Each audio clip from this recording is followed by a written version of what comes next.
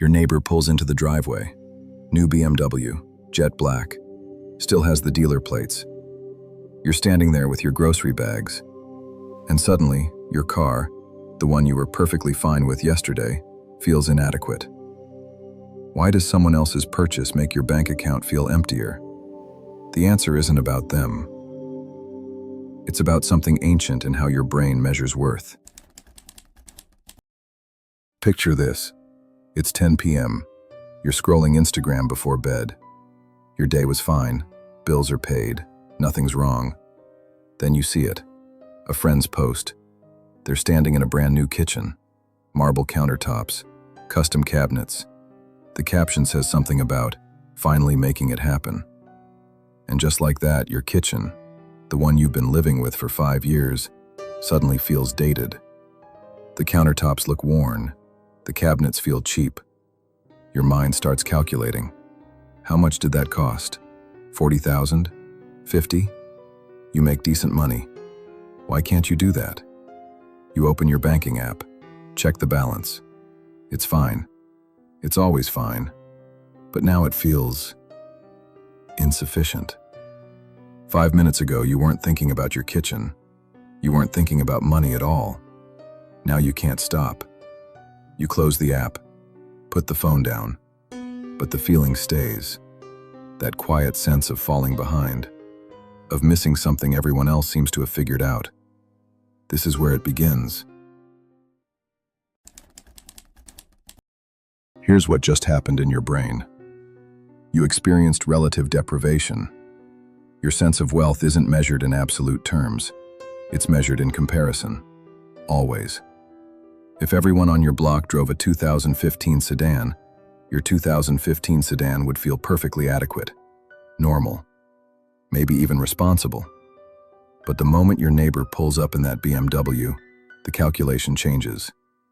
Not because your car got worse, because the standard shifted. Your brain doesn't ask, do I have enough?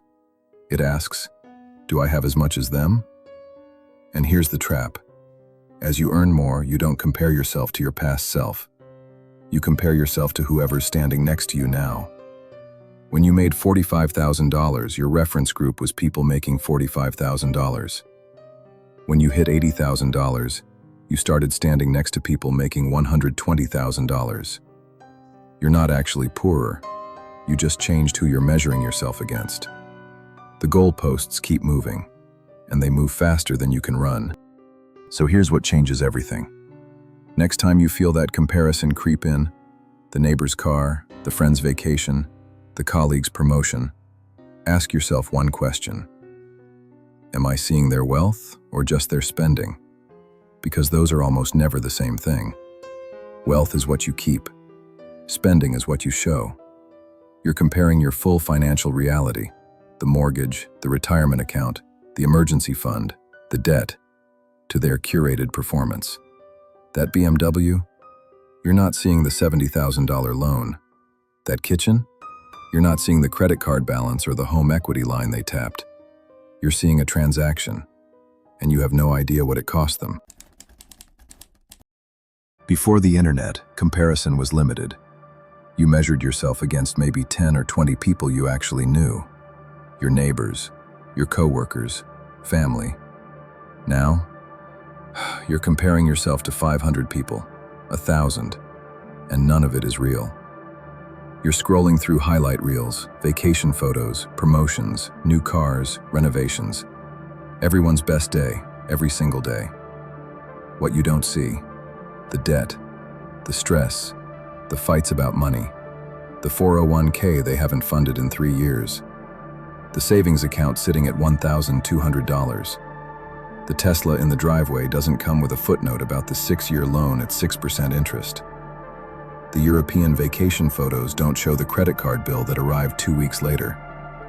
The promotion announcement on LinkedIn doesn't mention the burnout, the extra hours, the years it took to get there. You're comparing your full reality, the bills on your counter, the balance in your account, the weight you carry, to their edited highlight reel. And every time you scroll, your brain recalibrates what normal looks like, what enough should feel like. The deficit becomes constant, even when your own finances are perfectly healthy. But here's where it gets expensive.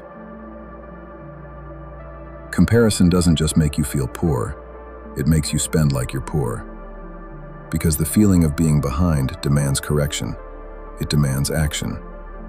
So you upgrade the car, not because you needed to, because theirs made yours feel inadequate. You book the trip, not because you wanted to go there, because you felt like you should. You renovate the kitchen, not because it wasn't functional, because it didn't look like theirs.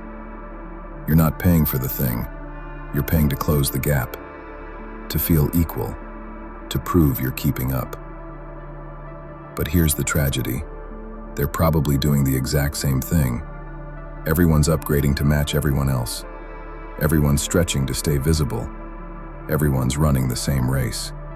And no one knows where the finish line is. You're all keeping up with people who are also just keeping up. So here's the question no one asks. What if the wealthiest people around you are invisible? Real wealth doesn't announce itself. It sits quietly in index funds, in paid-off mortgages, in emergency accounts with 6 months of expenses. It drives a 2016 Honda. It lives in the same house for 15 years. It doesn't perform. Meanwhile, the most visible wealth, the luxury cars, the designer clothes, the constant travel, is often just income being converted into appearance. The person in the BMW might have $400 in savings. The person in the 10-year-old sedan might be a millionaire. The life that looks richest is often the life that is poorest. Because true wealth doesn't need to be seen. It only needs to exist. It whispers. It waits. It compounds in silence. The paradox is this. The more someone needs you to know they're wealthy, the less likely they are to actually be wealthy. So how do you escape this? 3 moves. Simple, practical, immediate. First, curate your inputs.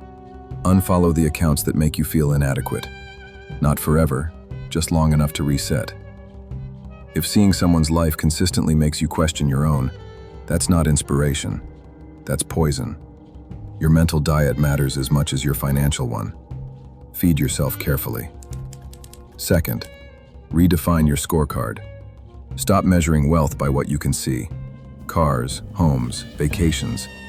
Start measuring by what you can't. Months of expenses saved, debt eliminated, retirement accounts growing. Ask yourself, could I stop working for 6 months and be okay?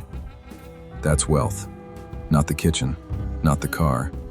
The answer to that question. Your neighbor's BMW doesn't tell you how secure they are. Only your balance sheet does. Third, change your reference group. Stop comparing up to people with more. Start comparing laterally to your values. Ask, does this purchase align with what I actually want? Or am I just trying to keep up? The richest person isn't the one with the most. It's the one who needs the least. Stop measuring yourself by their highlight reel. Start building your safety net. In The Millionaire Next Door, Thomas Stanley spent decades studying actual millionaires. Not people who looked rich, people who were rich. Here's what he found. Most of them were invisible. They drove used cars. They lived in modest neighborhoods. They didn't perform prosperity. They built it quietly. Meanwhile, the people driving luxury cars and living in expensive homes, often barely scraping by. The comparison trap works because you're comparing yourself to people performing wealth, not people building it. The performance is loud. The building is silent. And you've been watching the wrong one. So the next time you see it, the new car, the vacation post, the kitchen renovation, you'll know. That's not wealth. That's just visibility. Wealth isn't what you show, it's what you keep. It's the calm of knowing you could stop and be okay. The freedom to choose without checking your balance first. The richest life isn't the one everyone sees. It's the one that doesn't need to be seen. You were never behind. You were just looking at the wrong scoreboard.